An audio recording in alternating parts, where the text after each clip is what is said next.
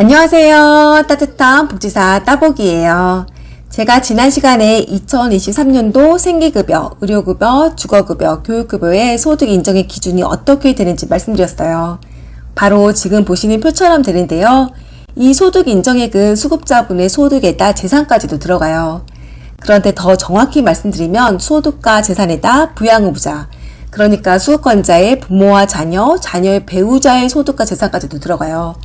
이건 부양의무자가 나에게 도움을 주는 게 특별히 없다고 해도 수급자분에게 영향을 미치거든요. 그래서 이걸 아는 게 굉장히 중요한데요.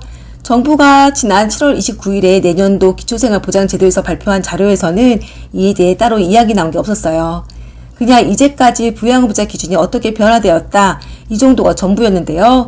그래서 내년에도 부양의무자 기준이 올해와 비슷할 것 같아요. 그래서 이번 영상에서는 내년에도 올해와 부양의무자 기준이 똑같다고 했을 때 부양의무자의 소득과 재산 기준은 어떻게 되는지 말씀드릴게요. 우리나라 기초생활보장제도는 생계급여, 의료급여, 주거급여, 교육급여 이렇게 4가지 급여가 있어요.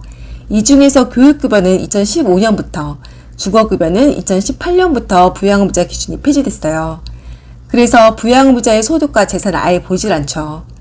반대로 말하면 수급자의 소득과 재산만 본다는 거예요. 그래서 부모님이나 자녀가 잘 살더라도 내가 어려우면 주거급여, 교육급여 수급자가 될 수 있어요. 그 다음 생계급여를 보도록 할게요.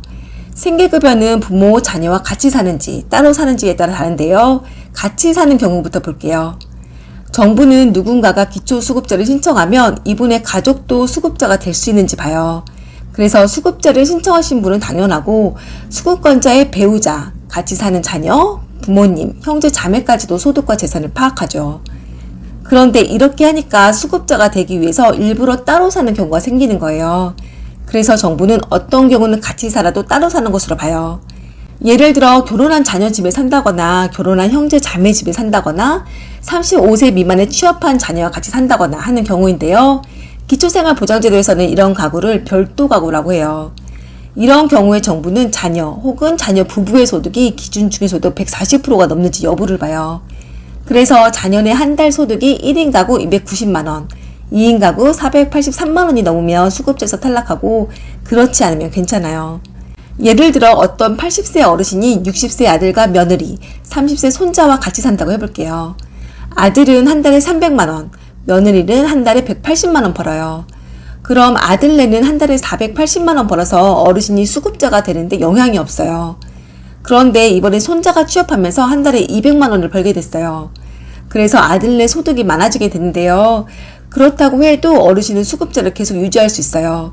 별도 가구의 경우에는 1총과 그 배우자의 소득과 재산만 보기 때문이죠. 재산은 대도시 3억 5천만원, 중소도시 2억 5천만원, 농어촌 2억 2천만원이 기준이에요. 여기에서 말하는 대도시는 서울과 광역시, 특례시이고요. 중소도시는 도외시, 농어촌은 도외군을 말해요. 그럼 인천시 강화군, 대구시 달성군처럼 광역시지만 군으로 불리는 곳은 대도시일까요? 농어촌일까요? 이런 곳들은 군이라고 해도 광역시에 속해 있으니까 대도시예요. 기초생활보장제도에서는 자신이 어디에 사는지에 따라서 재산 기준이 달라지거든요. 그래서 자신이 어디 사는지 알아두는 게 좋죠. 다음 자립지원 별도가구에 대해서 말씀드릴게요. 자립지원 별도가구는 같이 사는 자녀가 청년일 경우에 해당이 돼요. 그래서 18살 이상 35살 미만 자녀가 취업이나 창업을 했을 경우에 자녀와 같이 살아도 따로 사는 것으로 보죠. 이렇게 하면 수급자 자녀가 취업해도 부모님은 계속 수급자가 될 수 있어서 자녀가 자립하는 데 도움이 된다고 보는 건데요. 이런 경우에는 아까보다 소득과 재산 기준을 좀 더 완화해서 봐요. 그래서 한 달 소득이 1인 가구일 경우 494만원, 2인 가구일 경우 822만원, 3인 가구일 경우 1055만원보다 적으면 부모님이 수급자가 되는데 영향을 미치지 않죠. 재산은 대도시 3억 5천만원, 중소도시 2억 5천만원, 농어촌 2억 2천만원보다 적으면 돼요. 여기에서 재산은 금융재산이나 부채는 적용하지 않고요. 같이 사는 자녀가 여러 명이라고 해도 자녀 각각에 대해서 이렇게 적용해 준다는 점 참고해 주세요. 유의할 점은 만 34세까지만 이렇게 본다는 거예요. 그래서 35세 생일이 속한 달부터 이렇게 안 보고 제가 영상 초반에 말씀드렸던 별도 가구 기준으로 봐서 기준이 더 엄격해지는 거죠. 이 때문에 몇몇 분들은 어느 날 갑자기 수급제에서 탈락할 수도 있다는 점 유의하셔야 돼요. 여기까지가 같이 사는 부모, 자녀에 대한 내용이었고, 이제부터는 따로 사는 부모, 자녀에 대해서 말씀드릴게요. 수급자가 부모나 자녀와 따로 살면 같이 사는 것보다 소득과 재산 정도를 크게 완화해서 봐요. 그래서 부양부자의 연소득 1억, 재산이 9억만 넘지 않으면 되죠. 제가 아까 같이 사는 경우에는 월소득 483만원이 기준이라고 했는데요. 따로 살면 834만원이 기준이니까 같이 살 때보다 소득이 1.7배 많아도 수급자가 될 수 있어요. 중요한 것은 이게 가구당으로 계산된다는 거예요. 제가 예를 한번 들어볼게요. 여기 어떤 어르신에게 자녀가 2명 있다고 해볼게요. A 자녀는 연소득이 7천만원, B 자녀는 연소득이 5천만원이에요. 이러면 어르신은 생계급여를 받는데 문제가 없어요.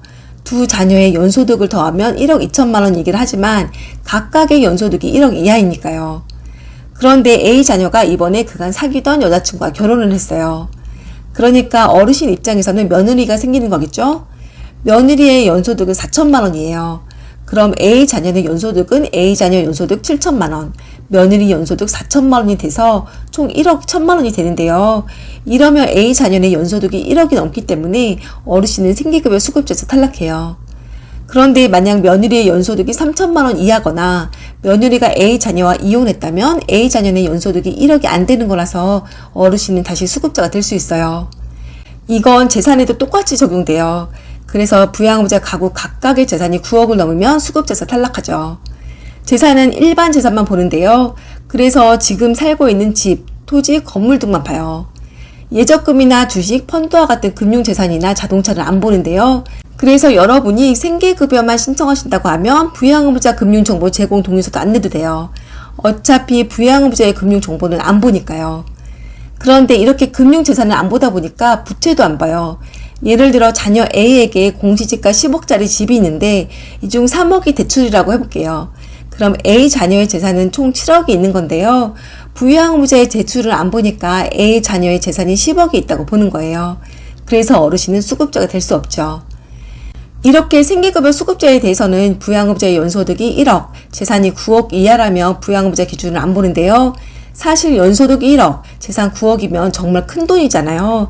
그래서 이 정도면 사실상 부양의무자 폐지 아니냐 하시는 분들 많아요.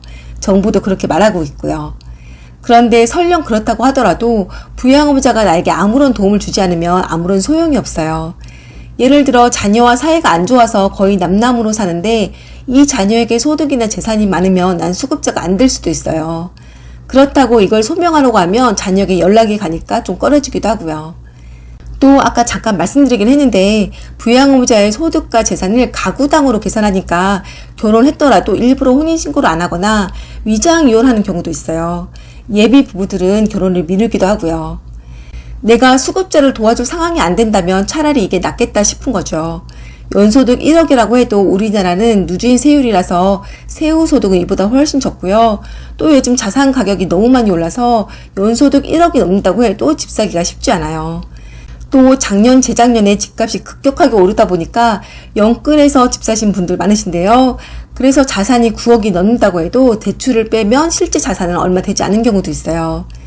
최근에 대출 금리가 가파르게 오르고 있어요. 이건 앞으로 더 올라갈 것 같은데요. 이 때문에 이자가 너무 많이 나와서 힘드신 분들 많으세요. 그래서 연소득은 1억이 넘지만 이자를 내고 나면 실제 순수소득은 얼마 안 될 수도 있죠.